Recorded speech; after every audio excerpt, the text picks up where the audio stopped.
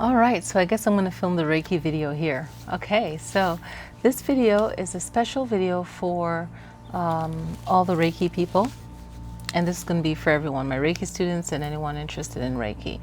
So this one is specially for the new moon in Gemini eclipse, and it's a solar eclipse, eclipse of the sun, and the sun represents their self, right? So it's a good time to think about your own personal self practice of Reiki. Have you been practicing Reiki in your own personal time in the daytime? Have you been Reikiing your food as a beginner practice, Reikiing yourself, picking a part of your body that is maybe to have tension and really Reikiing that part of your body? What's your practice like for yourself? On the eclipse day, you don't want to practice Reiki, right?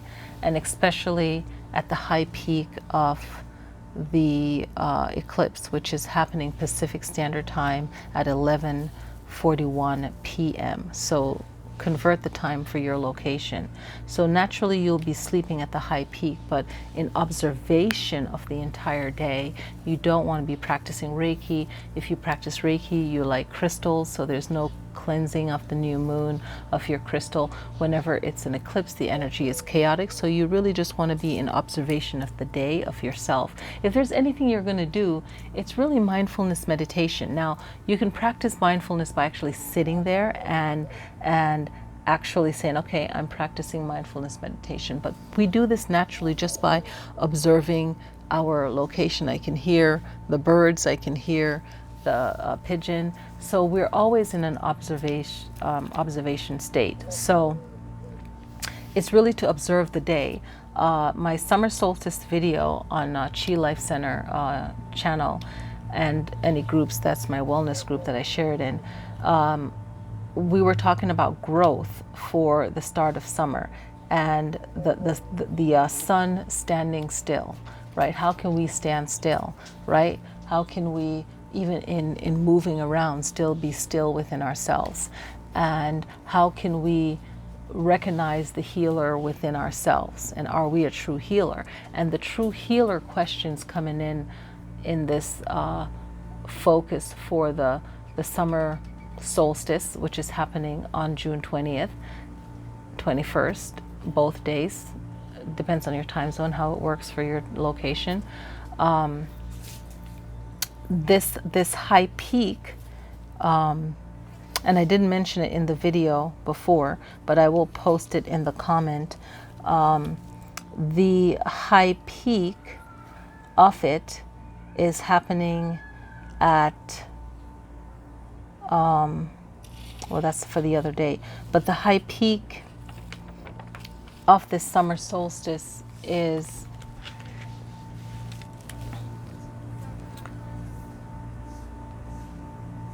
the energy and the focus for the whole day. Okay, the whole day is like the longest day on the earth, right? For the start of summer. But we want to observe that day even at the power numbers of the day, you know, like 12 noon and you know, before that 6 in the morning. You know, we want to observe it at special times of the day, like the whole day. If you look at it astrologically or in numerology, that special time of the day for you, what's that special number for you? And you would be observing it on that day, you know, at that time, right? So the whole day is special. So you can find a special time of the day that's special for you and observe it and observe your energy, right? Because when you're working with Reiki, you're observing your energy. How do you feel, right? So it's not so much about you practicing Reiki rather than you observing your own energy, your own thought, and how you process it and how you let go of emotions and how you bring in more peace in your mind and your thought and your body for that day. And it's really like taking a break. And if you haven't been practicing your Reiki a lot, then it's kind of your time to say, Okay, why am I not practicing it a lot? Why am I making it more difficult than it needs to be? Because it could be something, I've always said, when you wake up in the morning, you kind of cleanse your energy. You might have the paper next to your bed, and you'll read those principles, right? You know, just for today, and so on, right? So you want to think of, how can I apply that in my life, even if it's chaotic right now. You want to think about the next day, the 21st, you know, and the 22nd. How am I going to practice Reiki in the morning? How can I kind of, you know, use it throughout my day? So making it a daily practice doesn't have to be something that's hard, right? And especially if you've never done a Reiki training, or if you want to redo a Reiki training, or you're looking for a Reiki #1. The Reiki is a great, perfect start to you understanding your own personal energy, controlling your emotions, your thoughts, and better than say controlling it, is more bringing them into balance, is what Reiki is, and being healing to yourself and being healing to others. This summer solstice is happening on June 20th, and the new moon in Gemini solar eclipse is happening on the 20th of June, right? 2020. So these two powerful things happening, the longest day of the year, and the sun getting its light blocked by the moon, right? The moon casting a shadow on the earth. Okay, the plants are going to be affected by that, for that location, right? And even though it's in, if you're not in the alignment of the solar eclipse, it's still going to affect you, because plants speak to each other, right, through the earth, and the leaves and the oxygen that it gives us, and that cycle. Okay, so the energy will be chaotic for a second. It'll be questioning, right? So it's not a good time to pull in energy.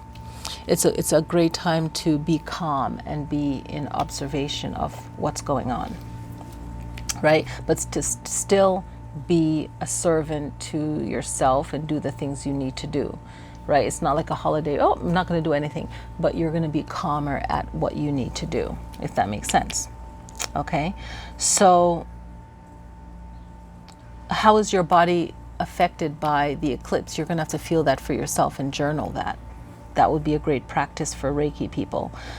Since the moon is under Gemini, your shoulders, arms, hands, bronchial tubes, and lungs, those are some of the main powerful organs that's associated astrologically with Gemini. Okay, so usually if it wasn't an eclipse, you'd be extra careful with that part of the body, those organs, or giving them extra Reiki that day. But since it's an eclipse, there's no giving Reiki to the body. It's more observing.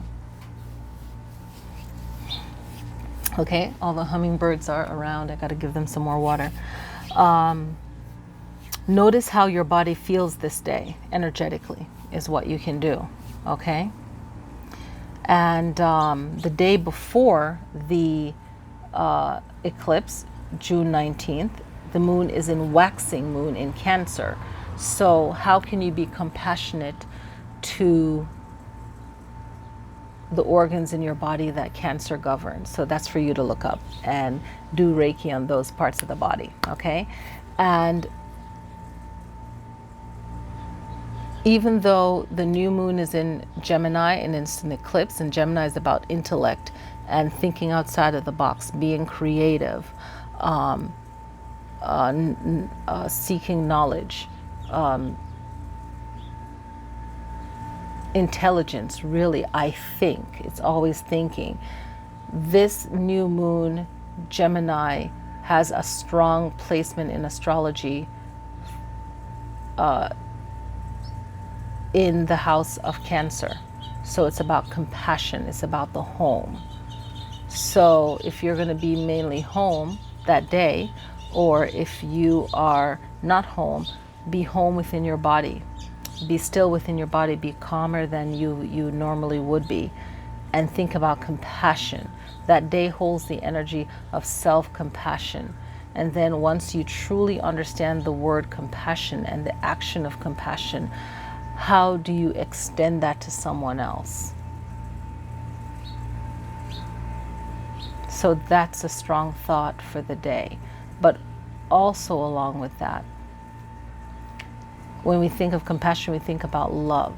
And then if we really love someone, we can love an idea, we can love things that is physical, like physically beautiful. Gemini is known for loving physical beauty, and that's perfectly fine. But that's superficial, and it's important because nature is beautiful, right? But at the core, the root, and astrologically, the day has to do with home and root, right? So it's a very powerful day of home and root, the core of the meaning of love, right? And since that word is used so much, so strongly, then the root of compassion, and compassion for self, and compassion then translate out to the relationships you have with others.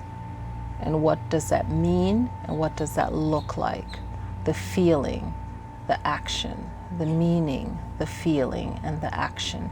And then how does that translate over to Reiki? Because anyone can practice Reiki and feel good, right? But if Reiki is only felt good for superficial purposes, then it's not a true master, or you're not tapping into the full quality of Reiki or any spiritual healing technique. You have to have a core, true understanding of compassion, right? To really be a master of something. It's not a superficial practice. It has to be a real experience, a real feeling, if that makes sense. So that's it. Thank you guys so much for watching, and definitely click like, definitely share it with someone. Leave a comment on your experience.